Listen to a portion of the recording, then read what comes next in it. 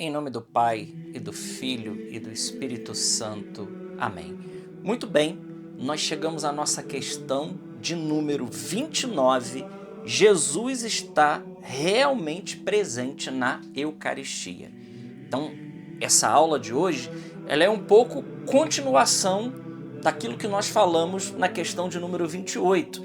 Então, como o mistério da Eucaristia, ele é muito grande, então nós estamos aí desdobrando aquela aula anterior. Vamos continuar falando um pouco mais e aprofundando na presença real de Jesus na Eucaristia, então nesse estudo. A presença real de Cristo na Eucaristia. A Eucaristia é o mais santo dos sacramentos, onde encontramos Jesus Cristo verdadeiramente presente. Nesta apresentação, vamos explorar os aspectos fundamentais desse mistério sagrado da nossa fé. Então, Jesus, ele está realmente presente e nós vamos ver como ele está presente no sacramento do altar. A presença real de Cristo na Eucaristia. Então, vamos falar um pouquinho agora da presença real de Cristo. Ele está presente em corpo e sangue. Na Eucaristia está verdadeiramente presente o corpo e o sangue de nosso Senhor Jesus Cristo. Então, primeira coisa. Depois, alma e divindade. Também está presente sua alma e sua divindade. Está Cristo inteiro. Esta presença permanece enquanto subsiste as espécies sacramentais. Bom, então resumindo esse slide aqui, Jesus ele está presente em corpo, sangue, alma e divindade na Eucaristia, ou seja, é o Cristo totus, o Cristo total, o Cristo inteiro. E ele permanece na Eucaristia enquanto permanecer as espécies do pão e do vinho. Por exemplo, se o pão ele se estragar e perder as propriedades do pão, não é mais Jesus. A mesma coisa acontece com o vinho. Se o vinho virar vinagre, então já não é mais Jesus. Então, enquanto se mantiverem as propriedades das espécies, seja do pão ou seja do vinho, ali estará, depois da consagração, corpo, sangue, alma e divindade de nosso Senhor Jesus Cristo. Vamos falar então agora da transubstanciação, o mistério da transubstanciação. A conversão total. Toda a substância do pão e do vinho se converte. Depois as aparências permanecem. As espécies, que são as aparências, do pão e do vinho continuam. E uma presença substancial. Cristo está substancialmente presente sobre essas espécies. A transubstanciação é o termo que descreve essa conversão maravilhosa. É um mistério que transcende nossa compreensão humana. Então veja, o que acontece no milagre da transubstanciação? O que muda não são as aparências, como nós lemos ali. O que muda é a substância. Nós precisaríamos entender um pouco de filosofia, principalmente filosofia grega, para poder entender esses conceitos, né? Esse jogo de palavra, substância, essência, natureza, do que se trata. Por exemplo, quando nós olhamos para um animal, um cachorro, qual é a substância ou a natureza do cachorro? É uma natureza canina. Quais são as aparências ou os acidentes? Pode ser Rottweiler, pode ser Pitbull, pode ser vira-lata. Isso são as aparências. Mas o que diz a coisa não é a aparência. Todos nós sabemos que aquilo ali é um cachorro. A natureza dele é uma natureza canina, embora cada um tenha uma aparência diferente. Né? Uma explicação um pouco para a gente poder entender o milagre da transubstanciação. Porque depois que o padre, no momento da epiclese, ele impõe as mãos, o que acontece? Lá, você continua vendo pão, você continua sentindo cheiro de pão, cheiro de vinho, né? Quando você comunga, a gente coloca na boca, a gente sente o gosto do vinho e o gosto do pão, Mas o que mudou não foi as aparências. O que mudou foi exatamente a substância. Por isso, aqui o milagre da transubstanciação. Depois, a presença total em cada partícula. Vamos ver aí, ó. Integralidade. Cristo está inteiramente presente em cada uma das espécies.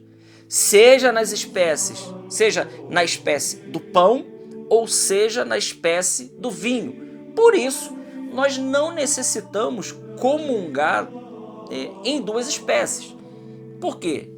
Na espécie do pão está Cristo total, na espécie do vinho está Cristo total. O que muda para nós ali, visualmente, é o sinal. Mas aquele que está ali, seja em cada uma das espécies, é o Cristo por inteiro. Depois, permanência. Esta presença persiste após a celebração no sacrário. Depois, fragmentos. Ele está presente também em cada partícula consagrada. E por último, no cálice, está presente o mesmo Cristo em sua totalidade. Então, ele está integralmente nos fragmentos, permanece mesmo depois da consagração. Por isso, nós temos em todas as igrejas algo que nós chamamos de tabernáculo, aonde Jesus ele é colocado, porque ali mesmo depois da consagração há a permanência de Cristo ali, e também no sangue. Que maravilha que é a Eucaristia! Vamos adiante. Nossa resposta de fé, o amor. Nossa resposta de fé e amor. Qual a resposta que a gente pode dar à Eucaristia? Primeira resposta, diante desse tão grande mistério: adoração. Devemos adorar a Cristo presente na Eucaristia com reverência profunda. Depois, reverência. Nossa postura corporal deve demonstrar respeito ao Santíssimo Sacramento. Depois, devoção.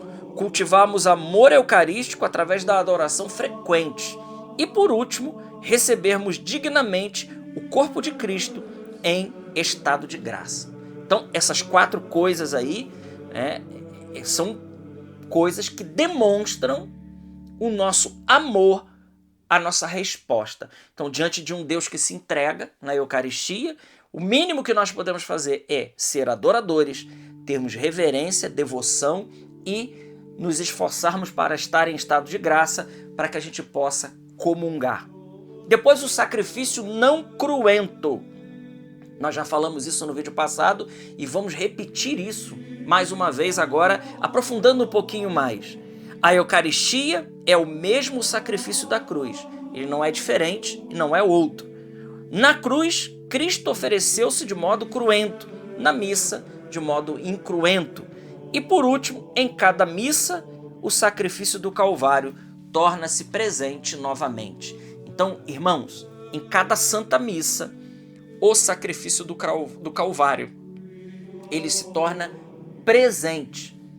É a atualização. Jesus está ali, de novo, mais uma vez, de maneira incruenta agora, mas é aquele sacrifício que foi realizado há 2000 anos atrás. Ele se torna presente hoje. Que coisa maravilhosa. Por isso, a beleza da fé católica. Depois nós poderíamos falar então aqui, na sequência disso, dos frutos que nós colhemos, coisa que nós não falamos na aula passada, Os frutos que nós colhemos da comunhão eucarística. Bom, primeiro, união com Cristo. A comunhão aumenta a nossa união com Cristo. Ele permanece em nós. Então, primeiro fruto, união com Cristo. Depois, preservação do pecado. Fortalece-nos contra o pecado, purifica-nos das faltas cometidas. Então, é importante dizer aqui que ele nos fortalece contra o pecado, por isso quem comunga todo dia tem muito mais dificuldade de cometer um pecado do que aquele que fica afastado da Eucaristia, porque fica fraco. E depois nos purifica das faltas cometidas. Aqui as faltas veniais, Importante acrescentar aqui as faltas veniais, porque os pecados mortais, eles precisam ser confessados.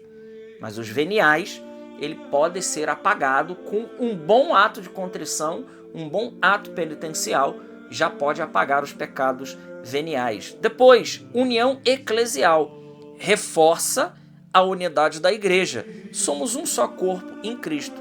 E por último, nos dar um penhor de glória, ou seja, é a antecipação do céu, garante nossa futura ressurreição gloriosa. Né? A gente sabe bem o que é um penhor, né?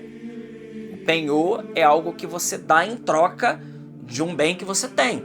Quando você penhora uma casa, você entregou aquela casa está penhorada. Então você precisa pagar aquele penhor. Aquele penhor é a garantia do seu patrimônio. Então, a Eucaristia, ela é penhor de quê? Da vida eterna. Ou seja, irmãos, ela é a garantia da vida eterna para cada um de nós. E por último, nós poderíamos ver aqui nossa resposta ao dom eucarístico. Primeiro, participação na missa, frequentar a missa aos domingos e festa de guarda. Isso aqui é para cada um de nós católicos. Depois, dedicar tempo regular à adoração eucarística e viver diariamente os frutos da comunhão. A Eucaristia é o coração pulsante da igreja, que possamos crescer continuamente em nossa devoção a esse mistério sagrado. Então tá aí, aprofundamos um pouquinho mais, né? Falamos um pouco mais desse grande mistério de amor, que é o mistério eucarístico. Louvado seja nosso Senhor Jesus Cristo, para sempre seja louvado, e salve Maria Imaculada.